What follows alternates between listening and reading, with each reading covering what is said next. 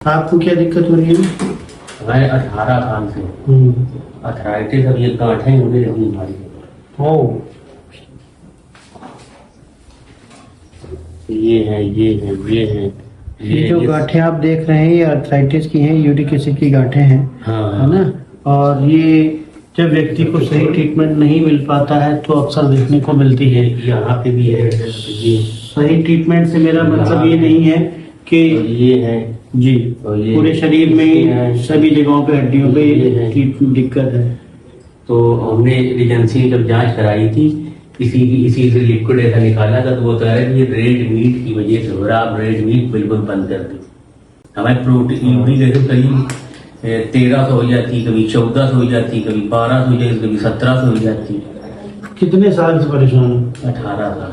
18 साल में अंग्रेजी खाने के बाद में बीमारी रुकी नहीं, हमने कहीं अब मेरी बात सुनो, देखो आपने अपनी बात बताई, सुनी, अब मेरी बात सुनो। ये जो गांठें पड़ रही है इसमें यूरिक एसिड बढ़ता है।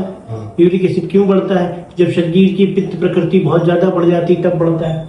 अब पित्त प्रकृति क्या होती है? जो पेट की भट्टी है, जो खाना पचाने वाली भट्टी है, जब उसकी आग सही से ना हो, है ना, तो शरीर में दिक्कत आती है। इसको दूसरे मतलब से समझो, अगर खाना बना रहे हो और तेज गैस पे दूध रखा हो तो क्या होगा?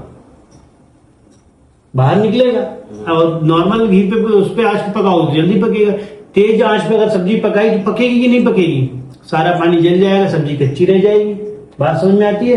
तो ऐसे ही होता है हमारे शरीर का। जब भट्टी की अग्नि बहुत ज्यादा तेज है या बिल्कुल मरी हुई है, और ऐसे में हम जब भोजन करते हैं तो उससे बीमारी पैदा होती है। ठीक है, तो ये तेज अग्नि की वजह से बीमारी पैदा होती है। यानी कि उसमें जो है एसिड की मात्रा जब ज्यादा हो जाती है, उसको पचाने के लिए बॉडी से एसिड ज्यादा निकलता है, तो जिन नसों में वो खून बन के घूमता है ना, उन नसों को वो डैमेज करता है। वहां से गंदगी ले जा करके जितने जोड़े वहां पे इकट्ठे होते हैं। ये सारी यूरिक एसिड मल मूत्र के रास्ते बाहर जाना चाहिए। कौन से रास्ते से? ऐसा नहीं है यूरिक एसिड तुम्हारे अंदर बन रहा, हमारे अंदर नहीं बन रहा, हमारे अंदर ही बन रहा। तो निकलना कहाँ चाहिए? मल मूत्र के रास्ते से बाहर। बाहर नहीं निकलेगा किधर जाएगा? शरीर में रुकेगा, जहां रुकेगा वहां बढ़ेगा। गांव में रहे हो कभी? वो तसले पे वो गाय और बैल की पट्टी लेकर के जाते ना, उसको डालने, क्या बोलते हैं उसको? गोबर डालने जाते हैं वहां पे, तो इकट्ठा हो जाता धीरे धीरे गोबर। तो गोबर इकट्ठा हो रहा है, शरीर का गंदगी इकट्ठी हो रही है। इसकी शुद्धि होती है केवल पंचकर्म से। पंचकर्म करोगे तो ये आराम रहेगा।